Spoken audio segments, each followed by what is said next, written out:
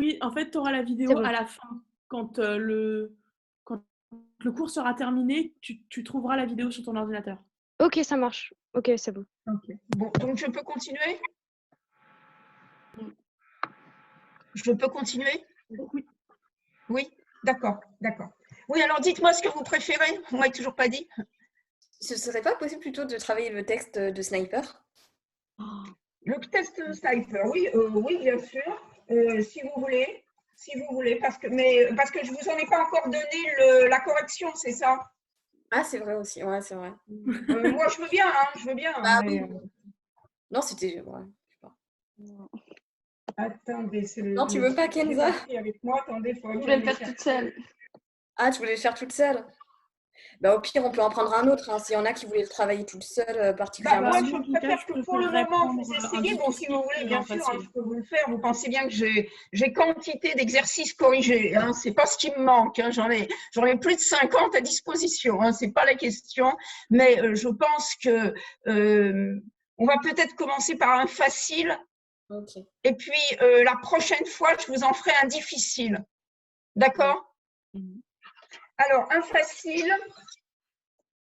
On va prendre l'extrait de bilan de compétences. Est-ce que vous l'avez sous les yeux? Ok, on y va. Alors, je vais y aller pas à pas, c'est-à-dire qu'on va s'arrêter à chaque phrase et je vais vous demander qu'est-ce qui est en présence, c'est-à-dire est-ce qu'il y a une représentation, une motivation, une défense, un enjeu et bien sûr de quelle nature. On y va. Cet extrait d'entretien préliminaire a été réalisé, si on vous le dit, c'est qu'il y a une raison, le 1er décembre 98. Donc, il y a peut-être quelque chose à compter par rapport à l'âge du sujet. Voilà. J'ai 41 ans et c'est l'ANPE. ANPE, c'est l'ancêtre de Pôle emploi, hein, qui m'a parlé du bilan de compétences. Dans cette première proposition, qu'est-ce que vous reconnaissez? Je crois que j'ai pas le bon texte. Non plus. Vous avez le texte devant vous? Je l'ai communiqué, j'en suis sûre. C'est l'extrait de bilan de compétences. Oui, Bah, mais non, c'est pas ça la phrase que j'ai. Ah, ok. Voilà, c'est ça, c'est ça. Voilà, c'est ce qui défile là. Ça va, tout le monde là? Attendez. Ah, mais je l'ai pas eu celui-là. Moi non plus. J'en ai eu un autre. Oh, je comprends pas, mais je comprends pas Il a ce qui été s'est mis sur le passé. NT. Celui-là, il a été mis sur le NT, non? C'est pas lui? Je l'ai Bah, mis sur le NT aussi, et en tout cas sur le NT, je l'ai mis. Hein. parce que j'ai bien reçu un texte sur des bilans de compétences, mais ça parle d'une femme qui est inscrite à Jussieu, etc. Ouais, c'est la suite, je crois. Bah oui, c'est la deuxième page. Bon, je clique sur le Ah, page. C'est la page 1, il y a bien une page 2. ah, Mais bah, dans le mail, je crois qu'il y avait que la deuxième page. Ah J'ai oui, mais c'est ça, ouais, j'ai que la deuxième page, moi. Moi aussi, j'ai que la deuxième page. Moi aussi. Ouais. Mais Dans la le mail, première Il y a page, bien elle a été quelqu'un mise sur qui le vient NT. d'afficher la première, c'est qu'il y a quelqu'un qui l'a eu. D'accord. oui, sur le NT. Ah bah sur le NT, d'accord. Bon, je vais voir dans le Bah, en tout NT. cas, ça veut dire que ça passe sur le NT, c'est déjà une bonne chose, parce que moi, j'ai terriblement peur vous savez, de la technique, j'ai un problème par rapport à ça. J'ai ce qu'on appelle une inhibition instrumentale, voilà. Bon, on y va? Bon, vous avez le texte sous les yeux, on y va? Oui. Alors, j'ai 41 ans et c'est l'ANPE, ça veut dire Pôle emploi, hein, c'est l'Agence nationale pour l'emploi, c'était l'ancienne dénomination, hein, qui m'a parlé du bilan de compétences. Dans cette première phrase, qu'est-ce que vous avez? Ben, vous avez un implicite.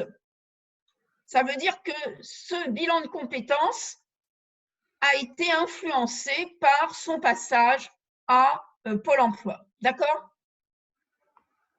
On continue. J'ai eu une scolarité difficile. Victime de la méthode globale, j'ai doublé le CP et le CE1. Qu'est-ce que vous notez ici? Il y a plein de choses. Je vous demande de réfléchir. J'ai une scolarité difficile. victime de la méthode globale, j'ai doublé le CP et le CE1.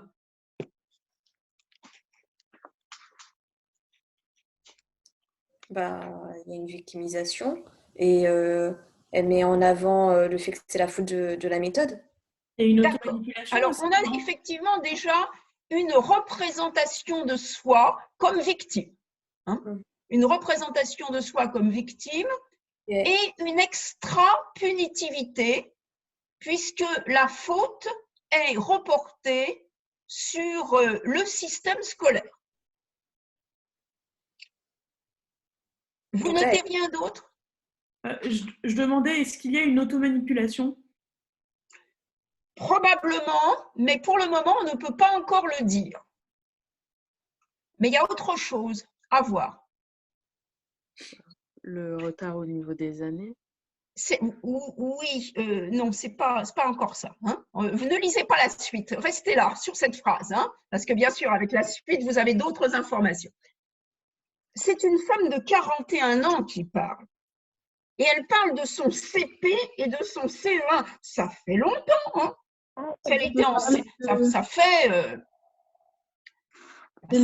35 ans. répétition sur l'échec qui a été, enfin le fait qu'elle est encore ratée, elle revient là-dessus comme pour son bac, même si c'est après. Mais c'est comment ça Pour le s'appelle? moment, on se reste sur cette phrase. On verra la suite après, vous inquiétez pas. Oui, mais comment ça s'appelle quand c'est la répétition sur l'échec frustrant, c'est ça? L'insistance sur Non, on n'est l'objet. pas encore sur l'insistance sur les non, ici, il n'y a pas d'insistance sur l'obstacle frustrant. Non. Mais qu'est-ce qu'on a d'autre quand même? Alors, on a une représentation de soi comme victime, une extra-punitivité, c'est de la faute de l'autre. Ben, on a une focalisation sur un passé très lointain, sur quelque chose de négatif aussi.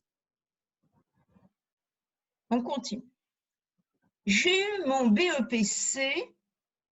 Alors, le BEPC, c'est le brevet des collèges, hein, en 1974. On s'arrête là. Pourquoi il nous donne la date, à votre avis? Bah, parce qu'elle a redoublé 2 fois et pour dire à quel âge, enfin, à quelle période elle a eu son BEPC. Donc, qu'est-ce que ça veut dire? Qu'elle a eu du retard. Non, justement.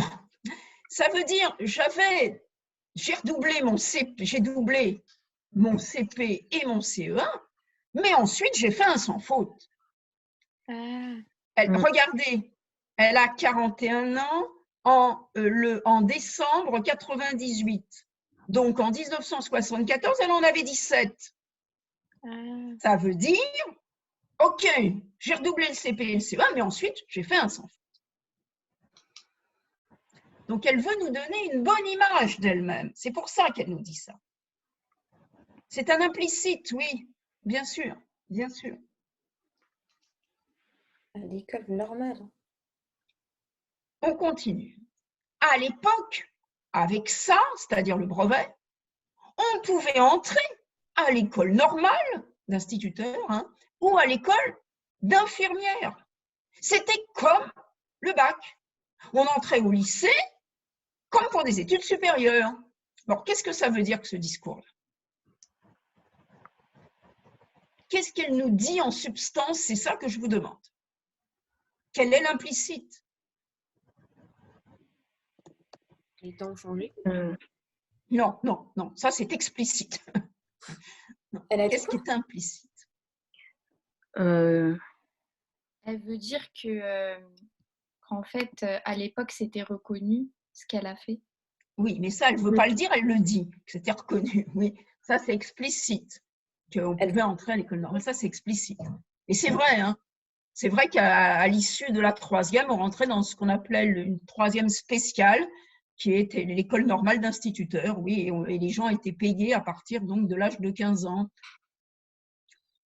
L'école d'infirmière, c'était pareil, oui, oui, bien sûr. C'est sous-entendu qu'elle est qualifiée? Qu'elle n'est pas bête, c'est ça qu'elle nous dit. Elle nous dit, je ne suis pas bête. En 74, j'ai eu mon brevet, je ne suis pas bête. Et à l'époque, le brevet, c'était pas rien. Donc, je suis pas bête. C'est ça l'implicite. Je suis pas une imbécile. C'est ça qu'elle nous dit. C'est la tentative de réparation d'une blessure narcissique. Vous comprenez? Oui. On continue.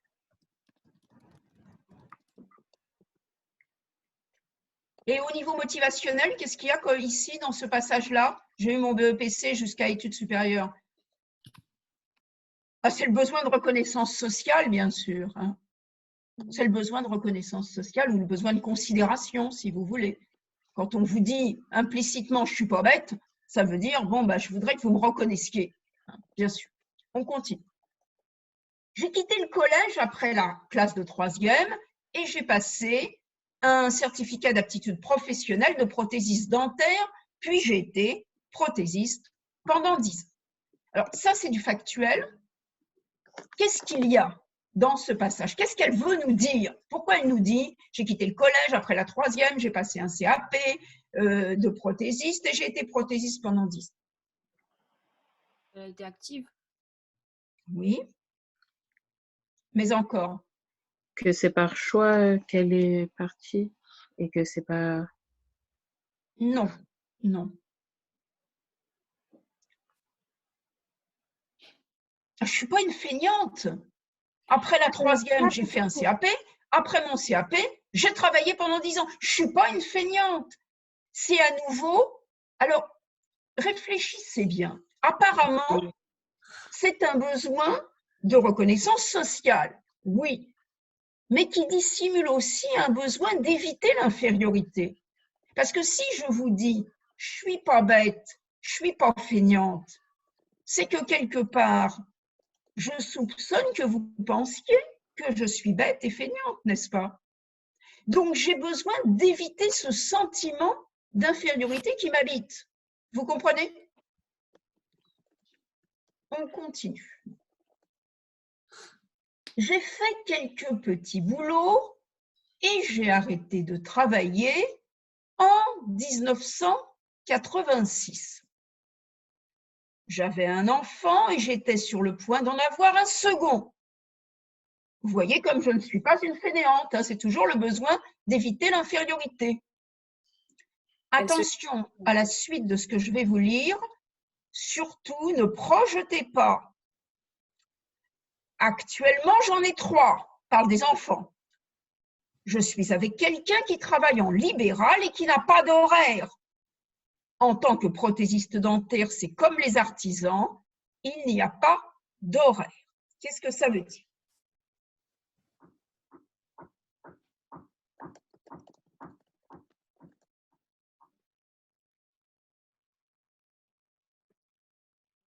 Actuellement, j'ai 3 enfants, donc elle a arrêté de travailler, vous avez bien compris, en 86, mais elle a 3 enfants et elle est avec quelqu'un qui travaille en libéral, qui n'a pas d'horaire. Qu'est-ce qu'elle veut nous dire? Elle nous montre sa représentation des prothésistes dentaires. Non, non, non. Ah. Non. Pourquoi elle nous dit qu'elle a 3 enfants, etc. Bah, si j'ai arrêté de travailler... Si elle a arrêté de travailler, Elle remet la faute sur ça, en fait, non? Non, justement, elle trouve que c'est difficile de gérer. Et non, c'est ça la projection que je ne voulais pas que vous fassiez. Non, elle dit simplement qu'elle n'est pas feignante, que si elle a arrêté de travailler, c'est en raison d'un désajustement d'horaire, c'est tout. Elle nous dit seulement qu'elle n'est pas feignante, c'est toujours la même chose, c'est le besoin d'éviter l'infériorité qui est extrêmement fort chez cette femme. Hein. Au niveau motivationnel, il n'y a presque que ce besoin-là d'ailleurs. Hein. Mais en fait, si vous voulez, elle n'est pas en train de nous dire que c'est parce que son mari ne l'aide pas, hein, c'est pas ça. C'est simplement elle était obligée de s'arrêter parce qu'avec 3 enfants, elle avait un problème d'ajustement horaire. Ce n'est pas parce qu'elle est feignante ou parce qu'elle n'a pas envie de bosser. Je suis restée à la maison pour m'occuper de mes enfants. Puis les enfants grandissent. Il faut faire quelque chose. Je me suis inscrite à retravailler. Cela n'a pas vraiment débouché, comme je l'aurais souhaité, sur quelque chose qui me satisfasse. Qu'est-ce que vous notez? Bah, qu'elle a réussi de reprendre sa vie active, sauf que c'est pas comme elle l'a souhaité, comme elle l'imaginait. Oui, mais je vous demande, c'est pas de la lecture expliquée, vous comprenez l'analyse de discours. Ça, c'est ce qu'elle dit. Tout le monde a compris. Mais qu'est-ce que ça veut dire, ce qu'elle dit? Vous savez, quand un sujet va vous parler, hein, ce qu'il faut que vous compreniez, c'est pourquoi elle vous parle de ça. Elle insiste sur le fait que c'est pour ses enfants qu'elle est Ouais. restée à la maison et que du coup, c'est pas parce qu'elle a un problème de compétence. Oui, mais encore. C'est le fait que du coup, maintenant qu'elle ne sert plus, entre guillemets, à s'occuper des enfants, il faut qu'elle trouve quelque chose pour servir à quelque chose. Alors, le début, c'est vrai. Elle commence par dire « je suis restée à la maison pour m'occuper de mes enfants ». Ça, c'est une justification. Ensuite, les enfants grandissent, il faut faire quelque chose. C'est un dictat, il faut faire quelque chose. On n'est pas obligé de faire quelque chose, n'est-ce pas? Mais elle, si, elle nous dit il faut faire quelque chose. C'est-à-dire qu'elle ressent fortement la pression sociale. Vous comprenez? Et Mais puis, c'est elle aussi nous par dit, rapport à ce qu'elle fait. regardez ce qu'elle nous dit. Ça n'a pas vraiment débouché comme je l'aurais souhaité sur quelque chose qui me satisfasse. C'est une femme qui a passé le brevet à 17 ans.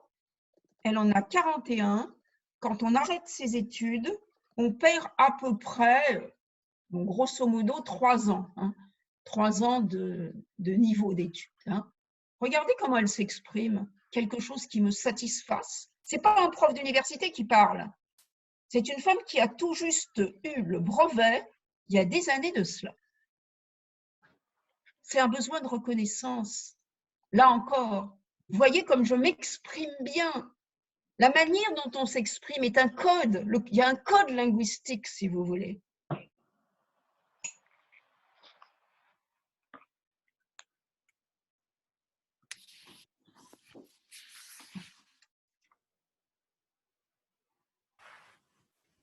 On continue.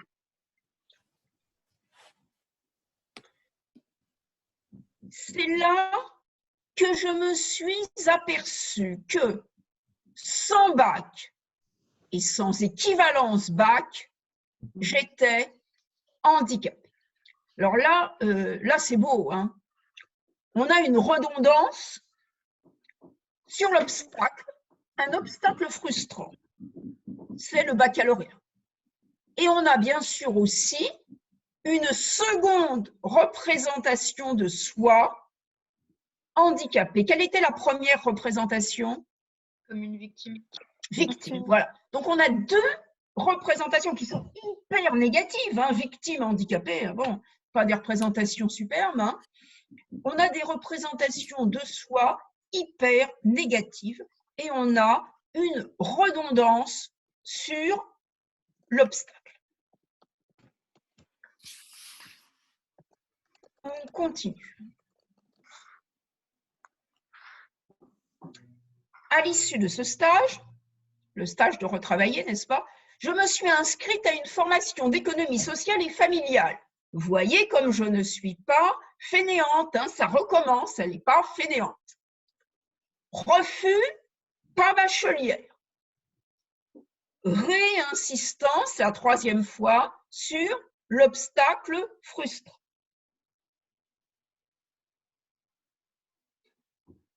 On continue. On ne reconnaissait pas les compétences d'une femme de 37 ans qui a l'expérience de mère de famille de 3 enfants. Par contre, on prenait des jeunes qui n'avaient jamais rempli une feuille de soins. Alors, qu'est-ce qu'elle nous dit là? Et je vous en prie, je ne vous demande pas ce qui est dit explicitement, bien sûr, parce que tout le monde a compris. Qu'est-ce qu'on a comme élément nouveau? On a un besoin, lequel, on a une représentation, laquelle? Un besoin de reconnaissance, non? On a un besoin de réaction, là. On a un besoin de réaction. Là, c'est Et un besoin de reconnaissance, c'est vrai, on ne reconnaissait pas, donc oui, mais on a aussi un besoin de réaction. Donc un besoin qu'on n'avait pas encore, qu'elle n'avait pas encore exprimé. Et puis on a une représentation que l'on avait déjà eue, c'est une représentation négative sociétale, hein, la société injuste. Donc c'est une représentation de la société comme injuste. Quelle était la première représentation sociétale injuste? C'était la méthode globale, vous vous souvenez? Oui. Donc c'est la deuxième représentation d'une injustice sociétale. Je me suis inscrite à la NPE, donc l'Agence nationale pour l'emploi. Après un an, mon conjoint m'a prise dans le cadre d'un contrat pour un petit secrétariat.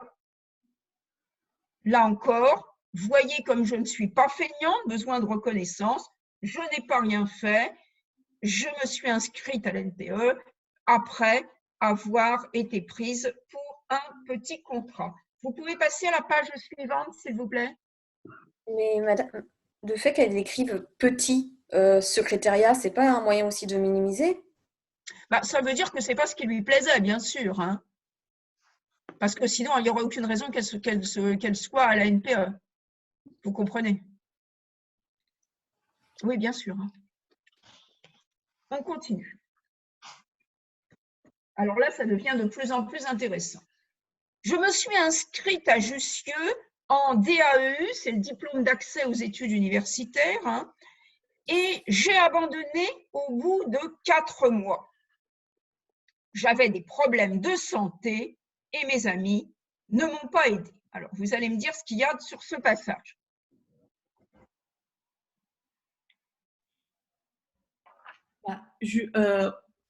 Automanipulation, que c'est à cause de ses amis finalement que… Oui, mais encore. Ben, c'est à peu près… Il y a deux besoins, il y a des motivations qui apparaissent là.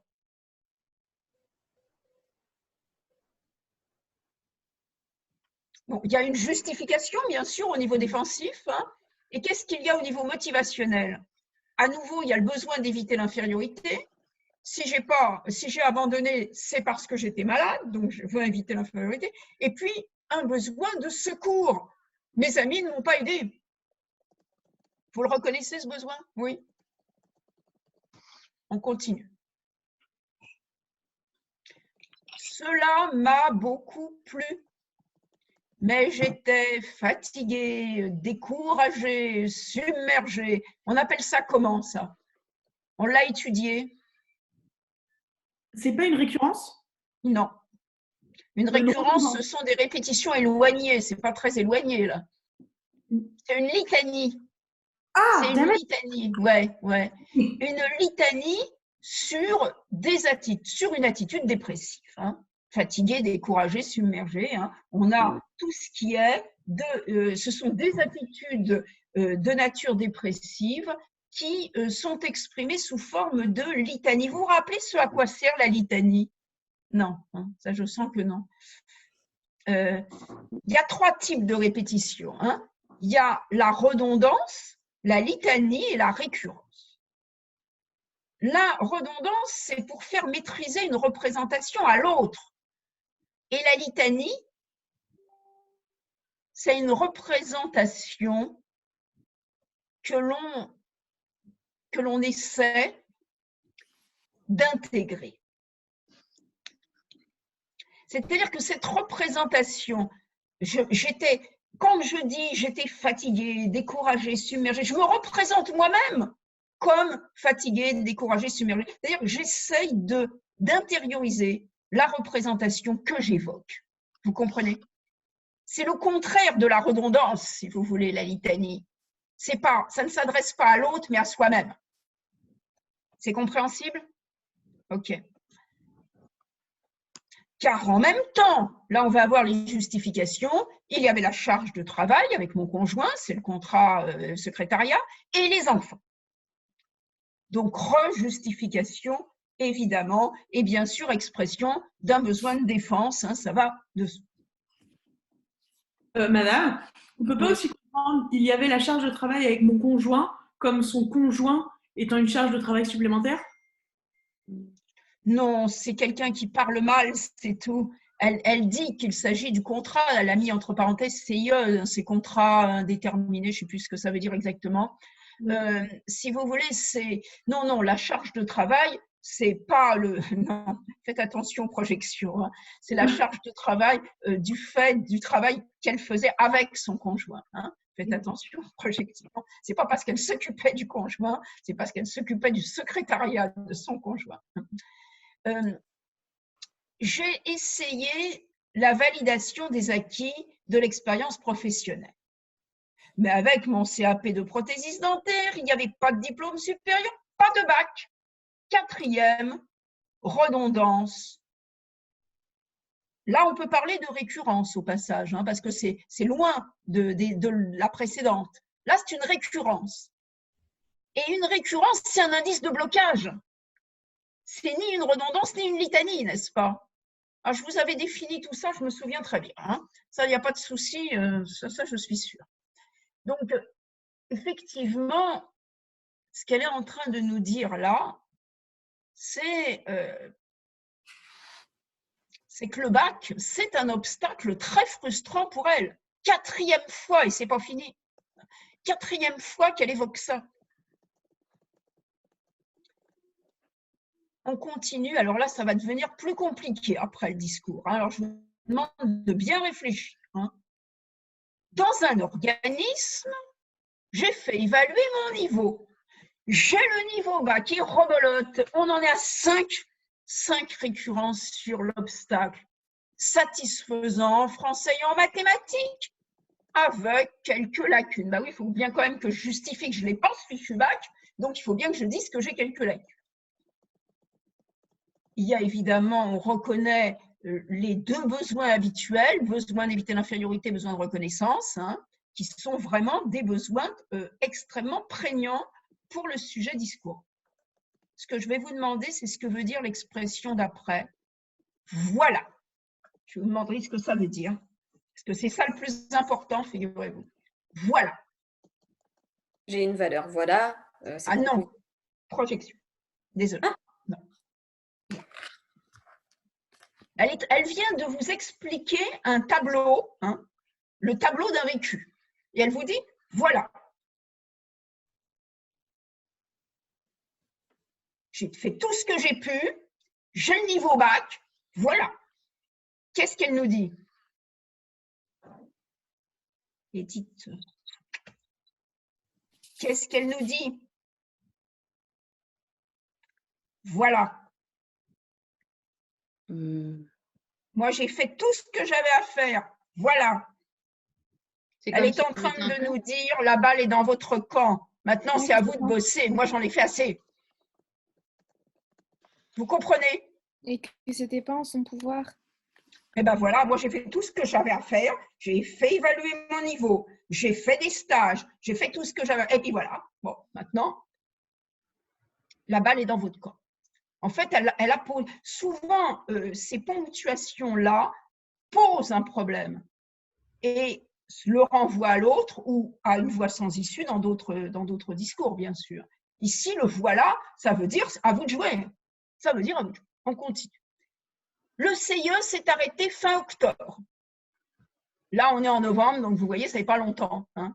C'est pour ça que c'est important les dates, vous comprenez? J'aimerais profiter de ma situation de chômeuse indemnisée pour pouvoir faire une formation. Vous voyez comme je suis de bonne volonté, vous voyez comme je suis courageuse, vous voyez comme je ne suis pas feignante. Laquelle? Je ne sais pas. Ça veut dire au boulot. C'est vous qui êtes conseiller en bilan, vous comprenez? Suite au stage de retravailler.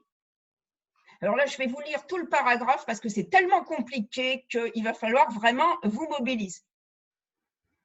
Il s'avère que la recherche est mon domaine.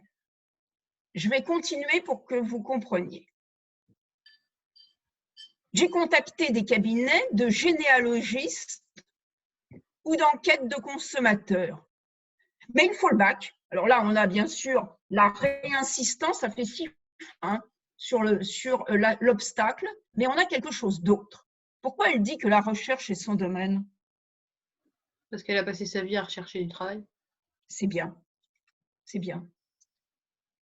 Il y a tellement peu de gens qui comprennent ce passage-là. Oui, c'est très bien. Hein. C'est très, très bien. En fait, qu'est-ce qu'elle recherche? Regardez où elle a cherché et vous comprendrez. Nous procédons en analyse discursive par lien de signification. Généalogiste, enquête de consommateur, qu'est-ce que ça a de commun? Qu'est-ce qu'ils recherchent les enquêtes de consommateurs recherchent les motivations des consommateurs, n'est-ce pas?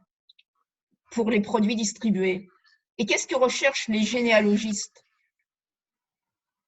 L'origine des sujets. Qu'est-ce que tout ça a de commun? Qu'est-ce qu'elles cherchent au-delà d'une formation? Qu'est-ce qu'elles cherchent?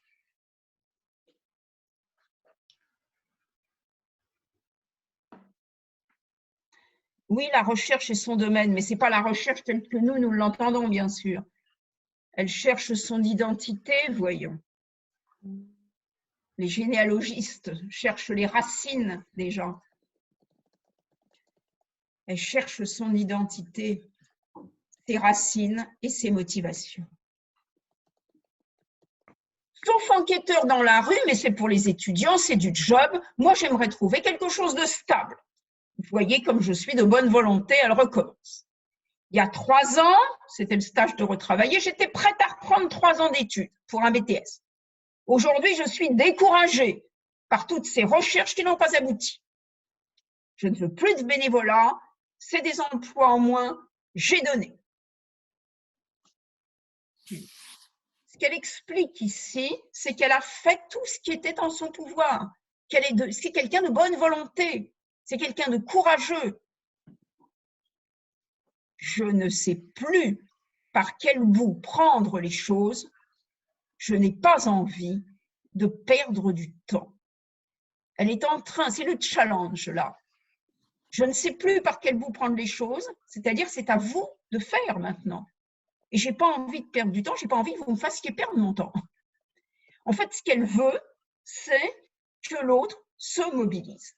Bon, alors c'est évidemment, c'est l'exemple type, je dirais, d'une problématique de la nature de l'inhibition avec attente d'un secours providentiel. C'est-à-dire qu'elle attend que le secours y vienne un petit peu un secours magique, si vous voulez, de la part de la personne qui l'encadre pour réaliser ce bilan. En conséquence, l'enjeu, évidemment, c'est de se reconnaître positivement. On a comme défense magistralement l'insistance sur l'obstacle et pas mal de justifications aussi. Au niveau des motivations, on a un besoin d'éviter l'infériorité et un besoin de reconnaissance massif, des représentations de soi comme victime et handicapée, une représentation de la société injuste, et l'implicite, c'est l'attente du secours providentiel. Mes amis ne m'ont pas aidé, mais vous devez m'aider parce que c'est votre métier, vous êtes là pour ça. Alors c'est marrant parce que c'est évidemment un discours qui nous est très souvent administré à nous les psys. Bon, c'est à vous de jouer, c'est à vous de faire, comme si on avait la baguette magique, n'est-ce pas? Malheureusement, on ne l'a pas toujours. Et on a affaire à, vous voyez, un sujet qui a le sentiment de lutter contre une société injuste, une société invalidante, et qui la conduit vers une voie sans issue. Elle attend ce secours providentiel et il convient de lui faire prendre conscience de sa quête qu'elle devra trouver en elle-même, qu'elle devra trouver dans ses ressources personnelles. Voilà. Alors, ça, c'était facile.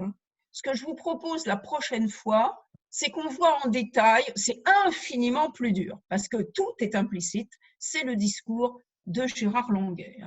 Alors, c'est magnifique parce que c'est très, très rare des discours d'hommes politiques réalisés par les hommes politiques eux-mêmes.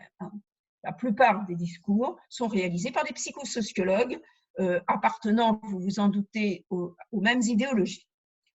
Ce discours-là, je peux vous assurer qu'il a dû être fait par le sujet lui-même, parce qu'on y reconnaît une idéologie du passé auquel il a appartenu dans les années 68. Donc, si vous voulez, c'est extrêmement intéressant à cet égard parce qu'on y reconnaît différents paramètres et notamment différents paramètres de l'État. Et je vous encourage à le travailler uniquement au niveau de ce qui est entre guillemets, n'est-ce pas? Uniquement au niveau de ce qui est entre guillemets, c'est-à-dire le discours lui-même. Il faut que vous vous arrêtiez à chaque proposition parce qu'à l'intérieur d'une même proposition, on a parfois un implicite, une représentation, une motivation, et puis à un moment donné, se dégage également l'enjeu. Voilà, on fera exactement la même chose, sauf que ça sera beaucoup plus long parce que c'est beaucoup plus difficile que cet exercice-là. Ça sera moins dur, vous inquiétez pas, pour le partiel, tout simplement parce que je vous propose des discours fictifs. L'année dernière, oui, j'ai pas donné un discours fictif, c'était un petit peu plus compliqué, c'est vrai. L'année dernière, j'ai donné un extrait de texte de rap que vous avez dû avoir. C'est pas Sniper, c'est l'autre. C'était un peu plus difficile, je reconnais.